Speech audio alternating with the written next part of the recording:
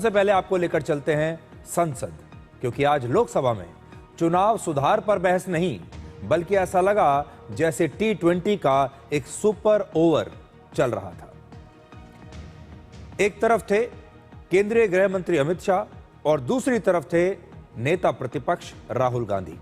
राहुल गांधी ने इस मैच में कल अपनी पारी खेली थी, यानी अपना भाषण दिया था, और अपने भाषण में उन्होंने आरोपों के कई बाउंसर्स फेंके थे। लेकिन आज अमित शाह ने एक एक करके उनके सभी बाउंसर्स को बाउंड्री के पार भेज दिया। हमारे देश का विपक्ष हमेशा यह आरोप लगाता है कि सरकार SIR और वोट चोरी जैसे मुद्दों पर बहस नहीं करना चाहती, इससे बचना चाहती है। लेकिन आज सरकार बहस के लिए बिल्कुल तैयार थी। राहुल गांधी और विपक्ष के पास भी सरकार से सवाल जवाब करने का पूरा मौका था, लेकिन कांग्रेस और विपक्षी पार्टियों ने संसद से वॉकआउट कर दिया और बहस करने के बदले वो ऐसा लगा जैसे मैच छोड़कर भाग गए। बल्कि आज वो मौका था जब पूरी सरकार उनके सामने बैठी थी और राहुल गांधी चाहते तो हर सवाल पूछ सकते थे। एक सादा प्रेस कॉन्फ्रेंस, एक एटम बम वाला प्रेस कॉन्फ्रेंस, एक परमाणु बम वाला, ये तीनों में क्या हुआ? Let us have a debate on my press conference. Yes. Let us go. Yes. Let us have very good idea. Let us have a debate on my press conference. Okay. Amit Shah ji, I challenge you. I challenge you to have a debate on the three press conferences. Yes. आपकी मुंसफी से संसद नहीं चलेगी। मेरे यहाँ बोलने का क्रम मैं तय करूंगा। इस तरह से नहीं चलेगी संसद।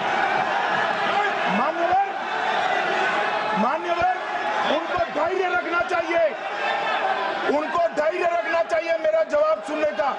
इनकी एक एक बात का जवाब मैं दूंगा, मगर मेरे भाषण का क्रम वो तय नहीं कर सकते, मैं करूंगा, क्योंकि मैं बोल रहा हूं। मन ये कंप्लीटली डिफेंसिव रिस्पॉन्स है, ये घबराया हुआ रिस्पॉन्स है, ये डरा हुआ रिस्पॉन्स है। आप सुनिए पूरी बात, प्लीज मानिए। नो, सच्चा रिस्पॉन्स नहीं है। मैं उनके उकसावे में नहीं आऊंगा, मैं मेरे विषय पर बोलूंगा। मान्यवर, मैंने इतना ही कहा कि मैं मेरे भाषण का क्रम मैं तय करूंगा। मेरे भाषण का पहले क्या बोलना, बाद में क्या बोलना, मैं तय करूंगा। और मैं मानता हूं कि हर एक वक्ता का ये अधिकार है, उनका भी है, मेरा भी है। कल वो बोल रहे तो हम ऐसा थोड़ी ना बोले आप झूठ क्यों बोल रहे हो। हम नहीं बोले, नहीं बोल सकते साहब। वो माननीय विपक्ष के नेता है, वो बोल सकते अपना भाषण। अगर ये मानते हैं कि इनको कोई पूछने वाला नहीं है, भगवान करे मैं गलत पड़ जाऊं, कांग्रेस के कार्यकर्ता इनका हिसाब मांगेंगे। एक दिन कांग्रेस के कार्यकर्ता इनका हिसाब मांगेंगे कि इतने चुनाव कैसे हार गए। मान्यवर, 2014 में सब हम जीते तो कऊ चालू कर दिया। अगर ये सुन नहीं सकते हैं, इतना दिनों से संसद के समय बर्बाद क्यों किया? अगर सच्चाई नहीं सुन सकते तो इतना दिनों तक सरकार पर संसद के समय लोगों को भ्रम फैला करके क्यों समय बर्बाद किया? मैं तो बात कर रहा था घुसपैठियों को देश के बाहर निकालने की। अब ये तो देखिए साहब। आज अमित शाह ने राहुल गांधी के फेवरेट स्लोगन, उनका मनपसंद मुद्दा वोट चोरी की एक नई परिभाषा देश के सामने रखी है। उन्होंने वोट चोरी की 3 बड़ी घटनाएं बताई और उन्होंने कहा है कि वोट चोरी कैसे होती है आज हम आपको बताते हैं, और वोट चोरी कब कब हुई है ये हम देश को बताना चाहते हैं। और उन्होंने 3 घटनाएं बताई हैं वोट चोरी की।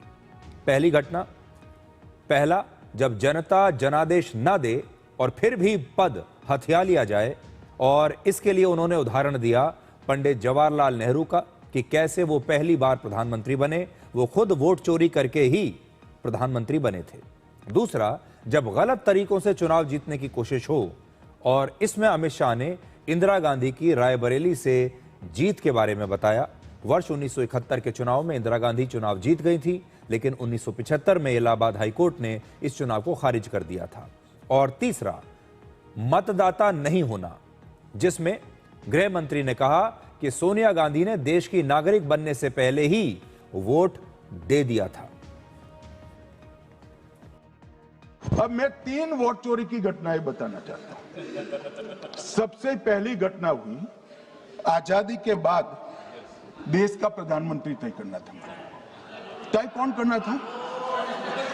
तो उस वक्त के जितने प्रांत थे इसके कांग्रेस के अध्यक्षों ने, उनके एक एक वोट से तय होना था। अब 28 वोट श्री सरदार पटेल को मिले और 2 वोट जवाहरलाल नेहरू जी को मिले।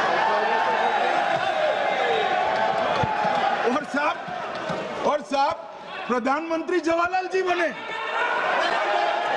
मान्यवर दूसरे प्रकार की वोट चोरी और नैतिक तरीके से चुनाव जीते, ऐसी वोट चोरी भी भूतकाल में एक बार हुई थी। श्रीमती इंदिरा गांधी रायबरेली से चुनी गई। इलाहाबाद हाईकोर्ट में श्री राजनारायण पहुंचे कि चुनाव नियमों के अनुसार नहीं हुआ। इलाहाबाद हाईकोर्ट ने ये तय कर दिया कि श्रीमती गांधी ने उचित तरीके से चुनाव नहीं जीता है, हम इसको रद्द कर दें। मान्यवर ये भी वोट चोरी थी, बहुत बड़ी वोट चोरी थी। तीसरी वोट चोरी का प्रकार मैंने बताया था कि योग्यता नहीं है और मतदाता बन जाना। अभी अभी एक वाद पहुंचा है, वाद मतलब डिस्प्यूट पहुंचा है दिल्ली की सिविल अदालत में। उसमें डिस्प्यूट ये है कि सोनिया गांधी जी इस देश की नागरिक बनने से पहले मतदाता बने।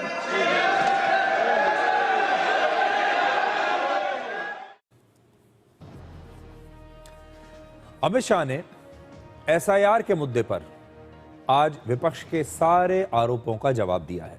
उन्होंने वर्ष 1952 के पहले एसआईआर से लेकर 2004 में हुए आखिरी एसआईआर तक की चर्चा की और कहा कि ज्यादातर मौकों पर एसआईआर कांग्रेस की सरकारों के दौरान ही हुआ, लेकिन तब किसी ने विरोध नहीं किया।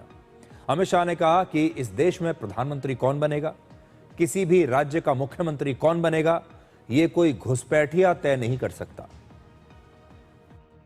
इस सदन को और देश की जनता को कहना चाहता हूं, क्या कोई भी देश का लोकतंत्र सुरक्षित रह सकता है जब देश का प्रधानमंत्री और राज्य का मुख्यमंत्री कौन हो वो घुसपैठिए तय करेंगे?